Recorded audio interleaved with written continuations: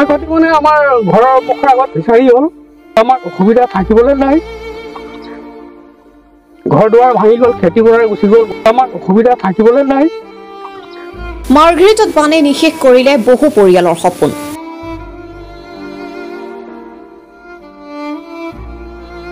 মাৰ্ঘেৰিটাৰ ৰ'দডুবাত বানপানীয়ে নিশেষ কৰিলে বহু পৰিয়ালৰ সপোন। 30 বছৰ পিছত বুঢ়ীদিহিং নৈ বাঢ়নি পানীয়ে মাৰ্ঘেৰিটাৰ ৰ'দডুবাত সৰ্বাধিক ক্ষতিগ্ৰস্ত কৰিলে ৰাইজক।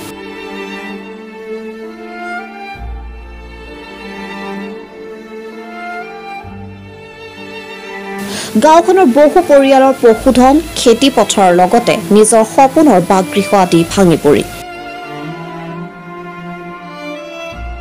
পানী শুকালে যদিও ঘৰলৈ গৈ থাকিবলৈ সুবিধা নাই বহু লোকৰ। বৰ্তমান অন্ন, বস্ত্ৰ, বাসস্থান তথা চিকিৎসাৰ অভাৱত জৰ্জৰিত ৰ'দডুবা গাঁৱৰ বানপীড়িত লোকসকল। দুৰ্ভগীয়া বানপীড়িত ৰাইজে চৰকাৰ প্ৰশাসনক অতি শীঘ্ৰে তেওঁলোকৰ থকা খোৱা ব্যৱস্থা কৰাৰ লগতে অঞ্চলটোৰ গৰাখহনীয়া আৰু বানপানীৰ স্থায়ী সমাধানৰ বাবে আহ্বান জনাইছে।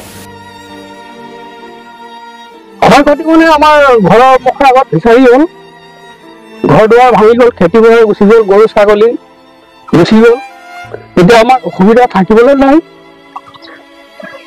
সেইটো আৰু বৰ বেছি এটা ক'বলৈ নাই। চৰকাৰে বা সকলোৱে গম পাই আছে, তো আমাৰ এটা সুবিধা লাগে অতি সোনকালে। আমাৰ ক্ষতিপূৰণটো যিটো হৈছে সেইটো আমাক দিব লাগে। কিমান দিব, কি দিব, নিদিব সেইটো আমিও নাজানো। চৰকাৰ তথা প্ৰশাসনৰ তৰফৰ পৰা কোনো ব্যক্তি আপোনালোকৰ এইবোৰ ছাৰ্ভে কৰি গৈছেহি নেকি? ছাৰ্ভেটো তেনেকৈ নাই কৰা। এতিয়া প্ৰথম আহিছে, মিডিয়া আহিছে, সেইকাৰণে আমি ক'ব পাৰিছোঁ। আৰু মিডিয়াই দেখিও পাইছে আমাৰ ঘৰৰ অৱস্থা কি। আমাৰ ঘৰৰ আগত ফিচাৰী হৈ আছে, ঘৰৰ মুখৰ আগত চোতালত ফিচাৰী হয় নেকি? তো সেইটোৱে এতিয়া চৰকাৰে বা প্ৰশাসনে কি ব্যৱস্থা লয় অতি সোনকালে ল'ব লাগে। আপোনালোকৰ এই অঞ্চলত আৰু এনেধৰণৰ ক্ষয়ক্ষতি বহুত হৈছে, বহুত হৈছে। কিন্তু বহুত হৈছে যদি আমাৰ মানে বিশেষ ইমানে আমাৰ অসুবিধা হৈছে, আপোনালোকে চাই দেখি আছে আহি কেনে, না খাবলৈ, শুবলৈ, না থাকিবলৈ কোনো আমাৰ ব্যৱস্থা নোহোৱা হৈ গৈছে।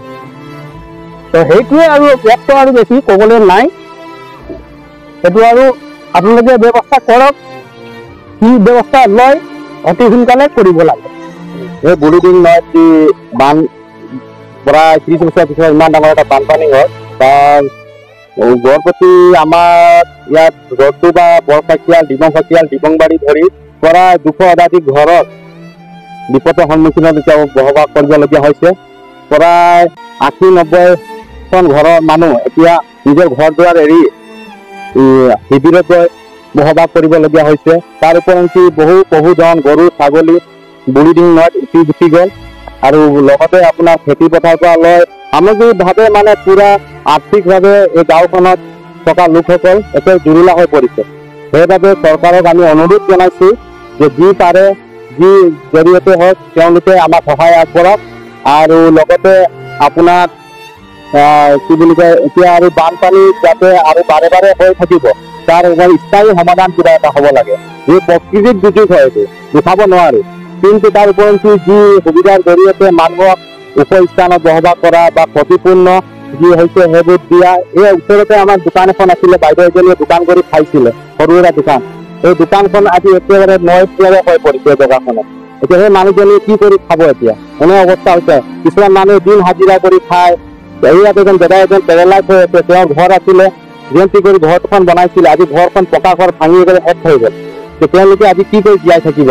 সেইবাবে চৰকাৰক দুহাত জোৰ অনুৰোধ জনাইছোঁ, তেওঁলোকে যাতে বৰমূৰীয়াসকলে আমাক অলপ চকু দি চায় আৰু আমাক সহায় হাত আগবঢ়ায়। তাতে ৰ'দডুবাৰ এখন ঐতিহাসিক গাঁও, কিন্তু ইতিমধ্যে আমি দেখিবলৈ পাইছোঁ গৰাখহনীয়ে গাঁওখন নিশেষ কৰিছে। এই ক্ষেত্ৰত চৰকাৰ প্ৰশাসনে কেনেধৰণে পদক্ষেপ লোৱাটো আপুনি বিচাৰে এজন সচেতন যুৱক হিচাপে? যিহেতু বুঢ়ীদিহিং নৈৰ ওচৰত আপুনি কোৱা মতে ঠিকে যে ৰ'দডুবা এখন ঐতিহাসিক গাঁও হয়, কিন্তু গাঁওখন আজি শেষ হৈ যোৱাৰ পৰ্যায়ত। আপোনাৰ গৰাখহনীয়াৰ বাবে চৰকাৰ ফালৰ পৰা বানৰ ব্যৱস্থা কৰিছে, কিন্তু কৰাৰ পিছতো কিন্তু নৈত পানী ৰখি থকা নাই। গৰাখহনীয়া অলপ ৰোধ হৈছিলে, কিন্তু য'লৈকে আপোনালোকে আপোনাৰ বান্ধ দিয়া হৈছে তাৰ ওপৰ তলফালেদি এতিয়া আৰু জোৰছে মানে আপোনাৰ গৰাখহনীয়া হৈ আছে। সেইবাবে চৰকাৰক অতি সোনকালে আৰু আপোনাৰ আহি কিনি প্ৰশাসনৰ মানুহে চাই অতি সোনকালে আপোনাৰ কি বানৰ কামটো জলদি কৰাবৰ কাৰণে চৰকাৰক অনুৰোধ জনাইছে।